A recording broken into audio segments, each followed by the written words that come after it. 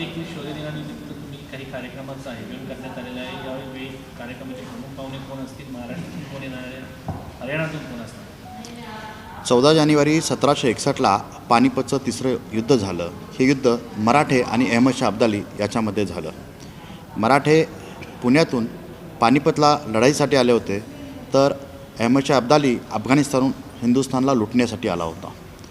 त्याला प्रतिकार करण्यासाठी मराठ्यांनी अफगाणिस्तान अहमदशाह अब्दालीचा पानिपतमध्ये मुकाबला केला आणि त्याला या युद्धामध्ये हरवलं.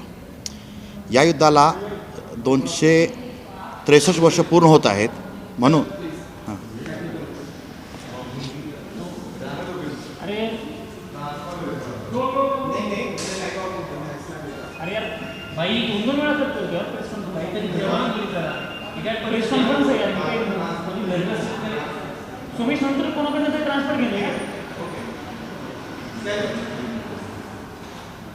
आणि कोणी जर ऑनलाईन उचललेलं असेल तर किती वाईट आहे. नाही आपण प्रेस कॉन्फरन्स सुरुवातीला समजू शकतो. ते बघा आपल्याकडे कोण आलं सर, कोण आहे? सॉरी यार, आता ऑल ओके ना, तुम्ही नंतर ट्रान्सफर करायला सांगितलं. Sorry sir. पानिपतच्या या कार्यक्रमाच्या संदर्भात यावेळी शौर्य दिनाच्या निमित्त कोण प्रमुख पाहुणे असतील, काय नक्की नियोजन असेल? 14 जानेवारी 1761ला मराठे आणि अहमदशाह अब्दाली यांच्यामध्ये पानिपतमध्ये एक घनघोर युद्ध झालं. या युद्धात मराठे पानिपतला पुण्यापासून जवळजवळ 2000 किलोमीटरहून लढत होते आणि अहमदशाह अब्दाली अफगाणिस्तानवरून हिंदुस्थानला लुटण्यासाठी आला होता. मराठ्यांचं साम्राज्य यापूर्वीच पेशावरपासून तंजावरपर्यंत आणि अटकपासून कटकपर्यंत होतं. हे युद्ध एका दिवसात लढलेलं मोठं घनघोर युद्ध होतं. लाखो लोकांचे या युद्धात बलिदान दिले. असं म्हटलं जातं की प्रत्येक मराठाच्या घरातली बांगडी या युद्धात फुटली, म्हणजेच प्रत्येक घराच्या कुणी ना कुणीतरी या युद्धात बलिदान दिलं. 14 जानेवारी 2024ला या युद्धाला 263 वर्ष पूर्ण होतात. दरवर्षी 14 जानेवारीला याच दिवशी कालाआम पानिपत इथं जिथं युद्धभूमी आहे तिथं या युद्धात जे वीरमरण पावले त्यांना श्रद्धांजली दिली जाते. यावर्षीच्या कार्यक्रमाला महाराष्ट्र राज्याचे महामहिम राज्यपाल श्री रमेश बैसजी हे प्रमुख पाहुणे म्हणून उपस्थित असतील. तसेच या कार्यक्रमासाठी हरियाणा राज्याचे मुख्यमंत्री श्री मनोहरलाल खट्टरजी आणि या युद्धात जे शहीद झाले, ज्यांच्या घरातील पूर्वज शहीद झाले, ते केंद्रीय मंत्री ज्योतिराज सिंधियाजी हे उपस्थित असतील.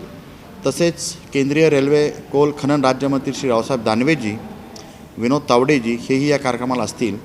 आणि महाराष्ट्र नियोजन आयोगाचे कार्यकारी अध्यक्ष श्री राजेश क्षीरसागरजी, तसेच श्रीकांत शिंदेजी हेही या कार्यक्रमाला उपस्थित राहणार आहेत.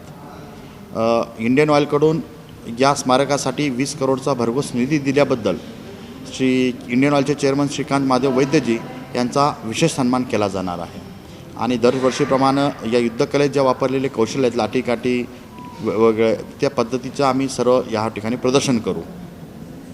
आणि या ठिकाणी हरियाणाच्या वेगवेगळ्या क्षेत्रात जे मराठे पसरले आहेत, अगदी तुमच्या चरखी दादरीपासून महेंद्रगड, नारनोल, भिवानी, रेवाडी या ठिकाणाहून ही लोक येतील. सर्वसामान्य 10 ते 15 हजार लोक या कार्यक्रमाला सामील होतील.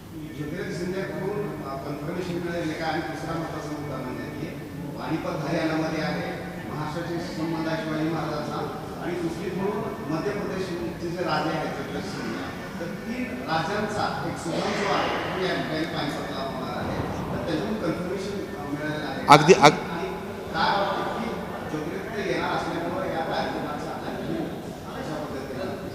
नक्कीच त्यांच्याकडून ऑफिशियली कन्फर्मेशन आलेलं आहे. आणि मी अगोदरच तुम्हाला सांगितलं की या युद्धात ज्योतिराज सिंधियांच्या घरातले पूर्वज युद्धात वंशज शहीद झालेत.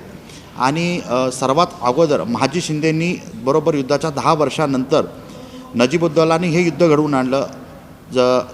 अहमदशाह अब्दालीला त्याने बोलून आणलं होतं. म्हणून युद्ध झाल्यानंतर 10 वर्षाने नजीबुद्दौलाची समाधी उखडवली आणि त्या समाधीचे तुकडे केले आणि खरी श्रद्धांजली त्यांनी त्यावेळी दिली. आणि बरोबर 10 वर्षांनी दिल्लीच्या लाल किल्ल्यावर मराठ्यांनी भगवा ध्वज फडकवला होता. आणि खूप मोठा योग आहे की वेगळ्या महाराष्ट्रातील लोक येणार आहेत. देशातील जवळजवळ 12 ते 15 राज्यातील मराठी लोक येतात इथं दरवर्षी आदरांजली देण्यासाठी येत असतात. आपण दरवर्षी करतोय मालिकेकडे सुद्धा तिथल्या ज्या मागण्या आहेत वारंवार पाणीपतच्या की तिथे दिवसे मार्ग जावं किंवा आणखी कोणत्या महत्त्वाच्या होत नाही की काय कशा पद्धतीनं पुढे पाणीपतचा विकास करण्यासाठी किंवा नवीन कोणत्या आयडियाज आहेत. कोणार्कचं सूर्यमंदिर हे इंडियन ऑइलने बनवलेलं आहे. त्याच धर्तीवर इंडियन ऑइलकडून 20 करोडचा CSR फंड मिळालेला आहे. सँक्शन झालेला आहे. ASIकडून अप्रुव्हलही आलेलं आहे. फक्त या कार्यक्रमानंतर त्याचे टेंडर पण निघतील आणि कार्यक्रमाला त्या भव्य असं स्मारक बनेल. पण हे शौर्य स्मारक आहे भव्य व्हायला पाहिजे कारण फक्त महाराष्ट्रातील नवीन मराठी माणसं आली तर त्यांच्यासाठी एक चांगली ही वास्तू बनणं गरजेचं आहे. त्यासाठी काय आणखी नाही, हे स्मारकासाठी आता हे स्मारक आहे 10 एकरमध्ये जमीन आहे, पार्क आहे. याच्या बाजूची जमीन पण आम्ही 8 ते 10 एकर ॲक्वायर करायची प्रोसेस चालू आहे. ते घेऊन खूप मोठं भव्यदिव्य असं म्युझिक साऊंड सिस्टम पद्धतीने हे बनवलं जाणार आहे की युद्ध कसं झालं होतं ते सगळं साऊंड सिस्टममध्ये दाखवलं जाणार आहे. महाराष्ट्र सरकारकडनं काही अपेक्षा आहेत का? अपेक्षा आहेत. श्रीकांत शिंदेजींनी आम्हाला तसा शब्द दिलेला आहे आणि त्यासाठी तेही येणार आहेत आणि राजेश क्षीरसागरजी नियोजन समितीचे कार्यकारी अध्यक्षच आहेत. त्यामुळं त्यांच्याकडूनही आम्हाला खूप अपेक्षा आहेत कारण हे युद्धच मराठ्यांनी लढलेलं होतं युद्ध. त्यामुळं महाराष्ट्र सरकारचं दायित्व आहे की या ठिकाणी जो स्मारक होईल त्याला चांगलं असं बनेल असं.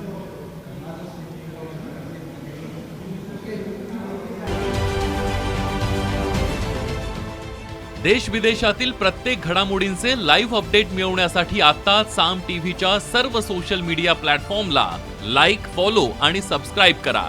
तसंच सर्व नोटिफिकेशनसाठी बेल आयकॉन प्रेस करायला विसरू नका.